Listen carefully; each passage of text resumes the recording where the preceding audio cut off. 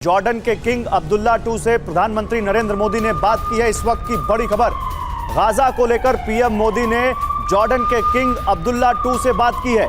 Gaza के बिगड़ते हालात पर चर्चा की गई है। आम लोगों की सुरक्षा को लेकर प्रधानमंत्री नरेंद्र मोदी ने चिंता जताई है। नागरिकों और अस्पतालों की सुरक्षा के प्रयासों को तेज करने की आवश्यकता पर प्रधानमंत्री नरेंद्र मोदी ने जोर दिया है। आपको याद होगा, प्रधानमंत्री नरेंद्र मोदी ने फिलिस्तीन की मदद के लिए भी बात की थी, फिलिस्तीन के राष्ट्रपति से भी बात की थी, वहां पर भारत ने कुछ मदद भी भेजी है। नेतन्याहू से भी प्रधानमंत्री की बात हुई थी और अब जॉर्डन के किंग अब्दुल्ला से प्रधानमंत्री नरेंद्र मोदी ने बात की है गाजा के हालात को लेकर। लेकिन जरा देखिए, अभी हम बात कर रहे थे गाजा पर बीती रात के अटैक्स की।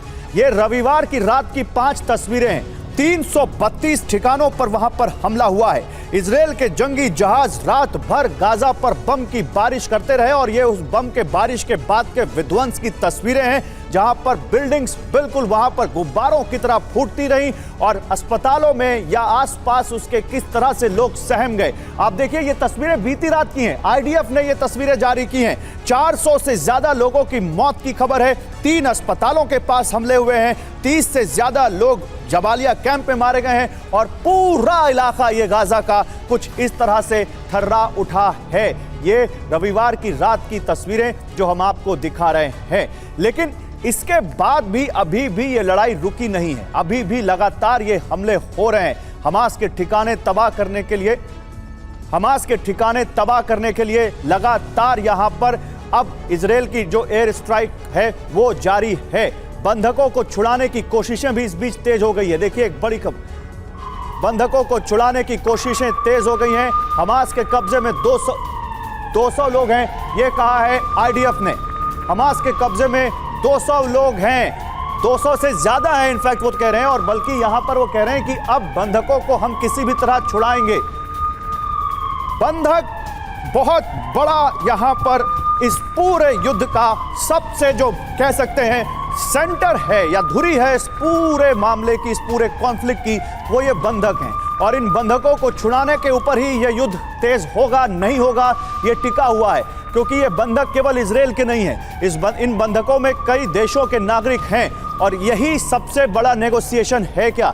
ये इस वक्त का सबसे बड़ा सवाल है। क्या बंधक ग्राउंड ऑपरेशन में देरी की वजह है? देखिए, ग्राउंड ऑपरेशन के लिए नेतन्याहू बार बार कह रहे हैं, इजरायल की डिफेंस फोर्स के चीफ बार बार कह रहे हैं कि हम बिल्कुल तैयार हैं, हम टनल्स में जाने के लिए तैयार हैं, हम मर मिटने के लिए तैयार हैं, हमें कोई दिक्कत नहीं है, हमारा कितना नुकसान हो, लेकिन हमास को नहीं छोड़ेंगे। उसके बावजूद अगर ग्राउंड ऑपरेशन नहीं शुरू हुआ है तो क्या ये जो मेरी लेफ्ट साइड आप फुटेज देख रहे हैं, क्या ये उसकी सबसे बड़ी वजह है? क्या ये बंधक, जिसमें इजरायल के नागरिक तो हैं ही, लेकिन इजरायल के नागरिकों के अलावा अमेरिका, ब्रिटेन या हो सकता है कुछ जर्मनी और कुछ देशों के नागरिक इसमें शामिल हों। 2 अमेरिकी बंधक, आपको याद होगा, मां बेटी को छोड़ा भी हमास ने। कतर के जरिए लगातार नेगोशिएशन हो रहा है, लेकिन उसके बावजूद नेगोशिएशन कामयाब नहीं हो पा रहा है। क्या यही पर सबसे बड़ा सवाल, एयर मार्शल राजेश कुमार जी, क्या यही सबसे बड़ी वजह है कि ग्राउंड ऑपरेशन नहीं शुरू हो पा रहा है?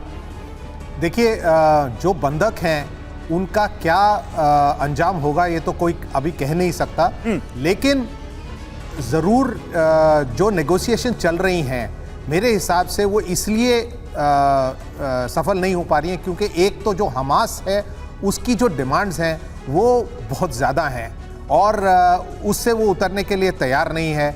दूसरा, मेरे हिसाब से जो बीच में मध्य स्तर लोग हैं, जो मीडिएटर्स हैं, उनका भी थोड़ा बहुत दोगलापन है। वो कहते कुछ और हैं, करते कुछ और हैं, मैसेज कुछ और पास करते हैं।